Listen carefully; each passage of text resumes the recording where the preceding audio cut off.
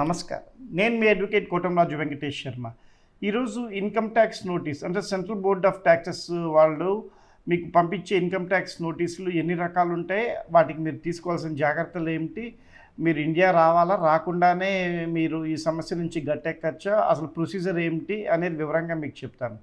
ముఖ్యంగా ఇప్పుడు 4 రకాల నోటీసులు సహజంగా పంపిస్తూ ఉంటారు ఇన్కమ్ ట్యాక్స్ వాళ్ళు. అందులో 143 క్లాజ్ 1 అనేది ముఖ్యమైనది. అదేంటంటే జస్ట్ మీకు ఇంటిమేషన్ ఇవ్వటం లాంటిదన్నమాట. ఇగో మీకు ట్యాక్స్ నోటీస్ చేశాము, అది మీరు రిప్లై ఇవ్వక్కర్లేదు, మేమే ఇంటిమేషన్తో దాన్ని సరి చేస్తున్నామంటారు. అదే సందర్భాల్లో ఇస్తారో ఇప్పుడు చెప్తాను. మీరు ఐటీఆర్ ఫైల్ చేసేటప్పుడు ఏదైనా క్యాలిక్యులేషన్స్ మిస్టేక్ చేసి ఉన్నట్లయితే కనుక దాన్ని ఆటోమేటిక్గా సిస్టమ్ అడ్జస్ట్ చేస్తూ ఉంటుంది. అడ్జస్ట్ చేసినప్పుడు అడ్జస్ట్ చేసింది మీకు తెలియజేయడం కోసం 143 క్లాజ్ 1 అనేది నోటీస్ పంపిస్తారు. దానికి మీరు రిప్లై ఏమి ఇవ్వక్కర్లేదు, సిస్టమ్ అడ్జస్ట్ చేసేది. ఇన్కమ్ ట్యాక్స్ నుంచి ఏ నోటీస్ వచ్చినా మనం దాన్ని ఒక ఎక్విజిషన్ లాగా భావించకూడదు, అది మనకు ఒక ఆపర్చునిటీ లాగా భావించాలి, మనం సరి చేసుకోవటానికి చేయటానికనే భావించాలి. ఎటువంటి నోటీస్ వచ్చినా ఇప్పుడు మీరు ఆన్లైన్లోనే మీరు ఎపీర్ అవ్వచ్చు, రీఅసెస్మెంట్ చేసుకోవచ్చు, ఇండియా రావాల్సిన అవసరం లేదు.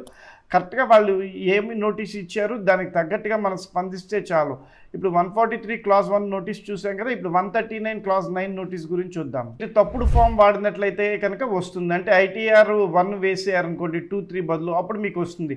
దీనికి మీరు 15 రోజుల లోపల మళ్ళీ రీఅడ్జస్ట్ చేసి మీరు కరెక్ట్ ఫామ్ వాడినట్లయితే 139 క్లాజ్ 9 నోటీస్ అనేది క్లోజ్ అయిపోతుంది. దానికి కూడా మీరేమి ఇబ్బంది పడక్కర్లేదు, టెన్షన్ పడక్కర్లేదు. తర్వాత ఎంక్వైరీ నోటీస్ వస్తుంది 142 క్లాజ్ 1. ఇది మీరు ఏదైనా ప్రాపర్టీ అమ్మినప్పుడు చేసినప్పుడు ఏదైనా డాక్యుమెంట్లు కనుక నెససరీ అనుకుంటే కనుక ఇన్కమ్ ట్యాక్స్ వాళ్ళు మీరు అమ్మిన డాక్యుమెంట్ అది పంపించండి అని చెప్పి దీని కింద నోటీస్ ఇస్తారు. అప్పుడు మీరు కనుక మీరు అమ్మిన సేల్ డాక్యుమెంట్ ఏదైతే ఉందో ఆ డాక్యుమెంట్ని అప్లోడ్ చేసినట్లయితే కనుక ఆటోమేటిక్గా ఆ డాక్యుమెంట్ సరి చూసుకొని అసెస్మెంట్ ఆఫీసర్ దాన్ని క్లోజ్ చేస్తారు. దీనికి కూడా మీరు ఎక్కడున్నారో అక్కడి నుంచే అపీర్ అవ్వచ్చు, చేయొచ్చు. దానికి కూడా మీరు ఏ సిఐని కానీ ఎవరిని సంప్రదించక్కర్లే, లాయర్తో కూడా అవసరం లేదు, మీకు మీరే చూసుకోవచ్చు. అది కూడా తర్వాత వచ్చే నోటీసు స్క్రూటినీ నోటీస్ 143 క్లాజ్ 2 కిందకు వస్తుంది. మీరు ఎప్పుడైతే జీరో ట్యాక్స్ కట్టారో దాని మీద ఆఫీసర్కి, అసెస్మెంట్ ఆఫీసర్కి కనుక నమ్మకం లేనట్లయితే కనుక ఇన్కమ్ ట్యాక్స్ ఆఫీసర్ 143 క్లాజ్ 2 కింద నోటీస్ ఇస్తారు. దీనికి మనం చాలా జాగ్రత్తగా రిప్లై ఇవ్వాలి. బర్డెన్ అంతా మన మీదే ఉంటుంది. ఎందుకు తక్కువ ట్యాక్స్ కట్టారు ఏమిటి అనేది చక్కగా మనము వాళ్ళకి సాటిస్ఫై అయ్యే విధంగా మనం రిప్లై ఇవ్వాలి. ఈ సందర్భంలో మాత్రం మీ లాయర్ని కానివ్వండి, మీ చార్టెడ్ అకౌంటెంట్ని కానీ మీరు సంప్రదించాల్సి వస్తుంది. మిమ్మల్ని మీరు చేసింది తప్పు కాదు, సమంజసంగానే ఉందని చెప్పి చూసుకోవాలి. దానికి కూడా మీరు ఇండియా రావక్కర్లేదు, ఆన్లైన్లో సంప్రదించవచ్చు, చేయొచ్చు. ఇప్పుడు మనము మీకు నోటీస్ వచ్చినప్పుడు మీరు ఏ విధంగా ప్రొసీడ్ అవ్వాలనేది చెప్తాను.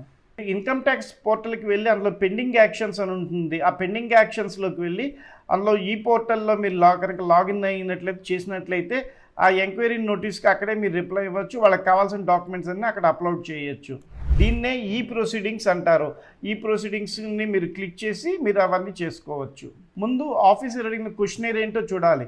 జనవరి 12, 2025 నీ అకౌంట్లో 10 లక్షలు పడ్డాయి, ఎందుకు పడ్డాయి, లేకపోతే మీ అకౌంట్లో నుంచి 10 లక్షలు బయటికి ఎందుకు వెళ్ళినాయని ఆయన క్వశ్చన్ అడిగినట్లయితే ఆ క్వశ్చన్కి మాత్రమే సమాధానం చెప్పాలి తప్ప మన అనవసరమైన కథలు అవన్నీ చెప్పకూడదు.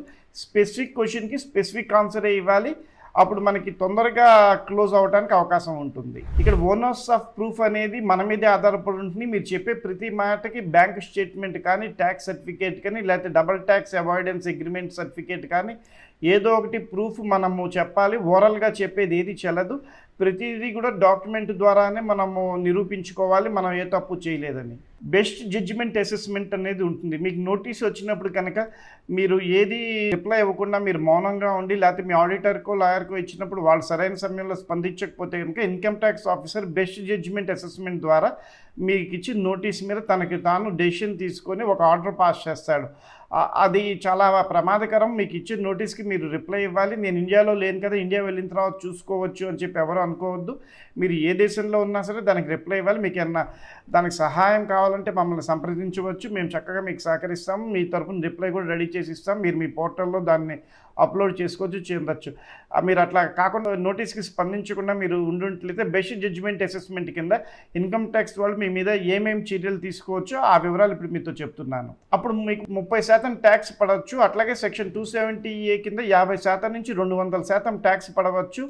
ఇది బెస్ట్ జడ్జిమెంట్ అసెస్మెంట్ ద్వారా జరుగుతుంది. అంతవరకు వెళ్లకుండా చేసుకోకుండా మీకు మీరు రిప్లై ఇచ్చినట్లయితే కనుక రిప్లైకి తగ్గట్టుగా వాళ్ళు ఆర్డర్స్ పాస్ చేస్తారు. అవసరమైతే మనం అప్పీల్కి వెళ్ళొచ్చు. కానీ మీ మౌనం మాత్రం మిమ్మల్ని కాస్ట్ చేస్తుంది. 30% వరకు టాక్స్ పడవచ్చు, 50% నుంచి 200% వరకు కూడా పెనాల్టీ కూడా పడవచ్చు. జాగ్రత్తగా గమనించుకోండి. ఇన్కమ్ ట్యాక్స్ అనేది మీకు స్పీడ్ బ్రేకరే తప్ప డెడ్ ఎండ్ మాత్రం కాదు. ఒకవేళ వాళ్ళు అడిగిన ప్రశ్నలకి మీ దగ్గర సమాధానం లేకపోయినట్లయితే మీరు వాళ్ళని అడ్జర్న్మెంట్ అడగచ్చు. అడ్జర్న్మెంట్ ఇస్తారు. 10 రోజులు అడ్జర్న్మెంట్ అడగండి. అది బోనాఫైడ్గానే ఉంటుంది. సీకింగ్ అడ్జర్న్మెంట్ అనేది తప్పేం కాదు. మీరు అడ్జర్న్మెంట్ టైం తీసుకొని కూడా మీరు ముందుకు వెళ్ళచ్చు, చేయవచ్చు. ఇంకా మీకు ఏమైనా డిఫికల్టీస్ ఉంటే ఆ డిఫికల్టీస్ ప్రూఫ్ కూడా పెంచి మీకు ఏమైనా హాస్పిటల్ వ్యవహారాలు కానీ లేకపోతే అనుకోకుండా మీ ఆడిటర్ వాళ్ళు ఎవరన్నా అందుబాటులో లేకపోయినా దానికి కూడా మీరు అడ్జర్న్మెంట్ తీసుకోవచ్చు. దాన్ని కూడా గమనించి అడ్జర్న్మెంట్ తీసుకొని ముందుకు వెళ్ళచ్చు. మీ కోటంరాజు వెంకటేష్ శర్మ. జై హింద్.